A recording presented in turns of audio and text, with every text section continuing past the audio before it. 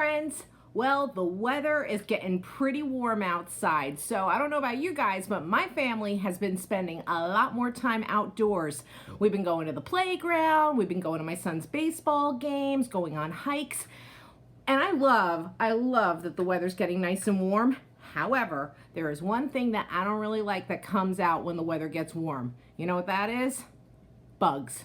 Yeah, I mean, I don't really care. If I see an ant, if I see like a ladybug or a butterfly, I'm not gonna go screaming or anything. Okay, it's just a bug. However, I don't like mosquitoes. I have to be honest, guys. In the summertime, I don't know what it is. They love to bite me, and I'm always, getting these big itchy spots on my arms that itch so badly. Ooh, I hate mosquito bites. So, that's what we deal with though when the weather gets warmer. We do have more bugs outside. All right, so I have a book about bugs this week. It is called On Beyond Bugs, all about insects. Now, I know what you're thinking. You're thinking that this book is written by Dr. Seuss because we see the cat in the hat on the cover. However, this book is not written by Dr. Seuss.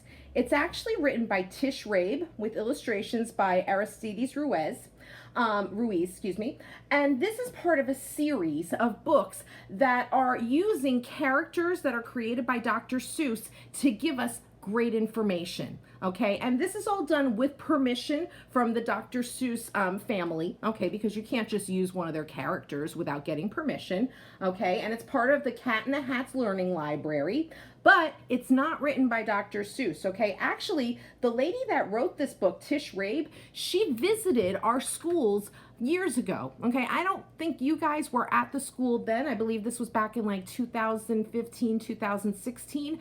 Some of you might not have even been born yet, but she did. She came to Brookside and she came to Berkeley and shared some of her books. And in fact, this book was even autographed by her. Here, right here. It says, to Brookside School Library, have fun reading, Tish Rabe, March 2016. Okay, so that's back when she visited Brookside. And I think Berkeley, can't remember if it was 2015, it was somewhere around then. Okay, but basically, she uses Dr. Seuss's characters to present facts. Okay, so this is a nonfiction book. But I like how she uses some of the rhyming kind of rhythm that Dr. Seuss uses, and she gives excellent information in these books, and it's kind of fun. So I'm going to read On Beyond Bugs. You're going to learn a whole lot about bugs in this book. Here it goes. I'm the Cat in the Hat, and I'm glad that I found you. Right now, if you look, you'll see insects around you. They live in the water, the earth, and the sky. Just wait and you'll soon see an insect go by. There are millions of them. I will show some to you. Your mother will not mind at all if I do. Most insects you'll meet have hard shells and lay eggs.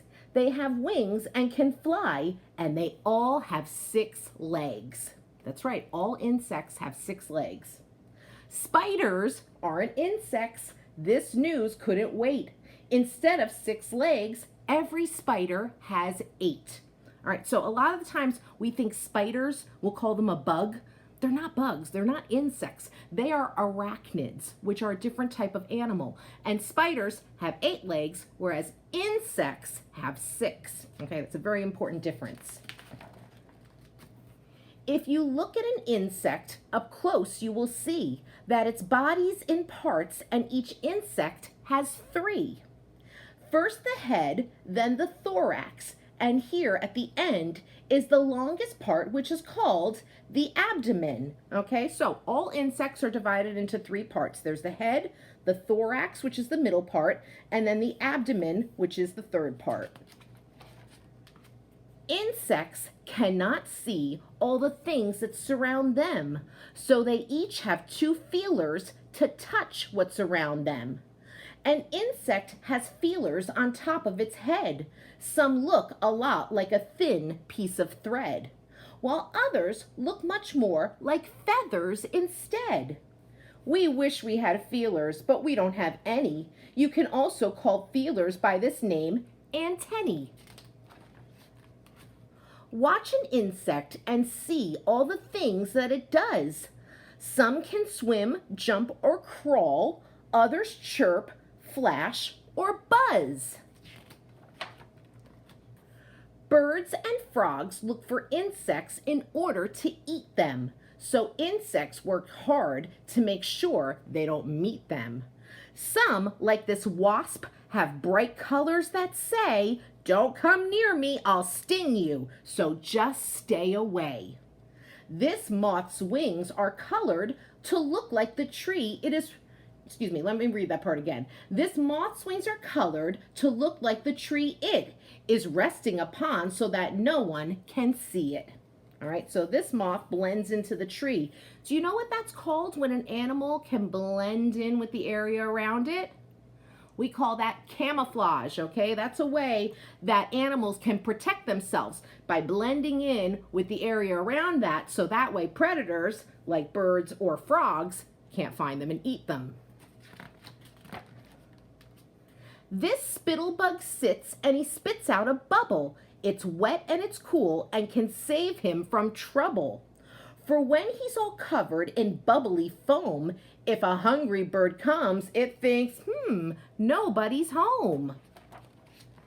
Here's a riddle I learned from my mother. How's a skunk and a ladybug like one another? When danger is near, it is easy to tell. They suddenly give off a terrible smell. These busy insects are my friends, the ants.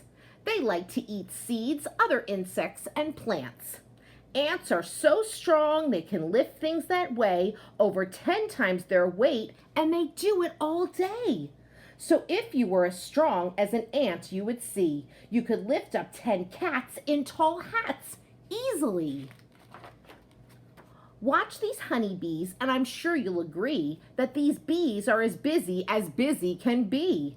Worker bees collect food and they keep the hive clean. They protect it from danger and wait on their queen. She must stay in one place. It is her job to lay dozens and dozens of eggs every day. When a bee has discovered where food can be found, she goes back to her friends and starts dancing around. First she wiggles, then waggles in circles, and so all the other bees know which direction to go. Isn't that cool? We can grow lots of flowers with help from the bees. They store dust from each flower in back of their knees. This dust is called pollen. Next flower they find, when they land on it, they leave some pollen behind. This is called pollination, and it makes the new seeds that grow even more flowers, which everyone needs. Some insects I know can be unwanted guests. Fleas, flies, and mosquitoes can really be pests. Fleas live on cats, dogs, rats, hamsters, and mice. Their bite is quite itchy, which isn't too nice. But they're wonderful jumpers. Why, if we were fleas, we'd jump over a house and we'd do it with ease. Have you ever wondered, why does a fly buzz? Well, it beats its wings fast, and each time that it does, its wings make a sound which you can hear in your ear, and this sound lets you know there's a fly flying near. Here's a fact about flies that we both thought was icky. They can walk upside down since their feet are so sticky.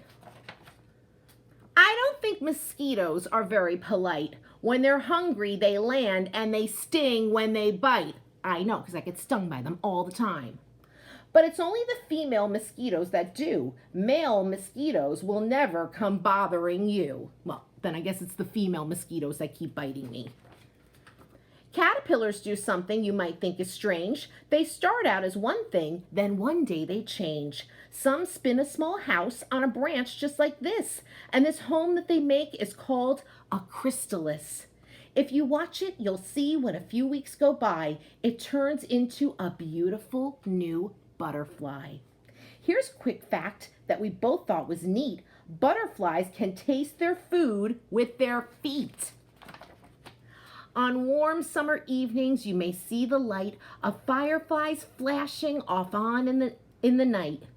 They are like tiny flashlights that float in the sky, and if you want to catch them, it's all right to try. Use a jar with a lid, watch them glimmer and glow, then open the jar up and let them all go. All day and all night on the ground, in the air, insects are moving around everywhere.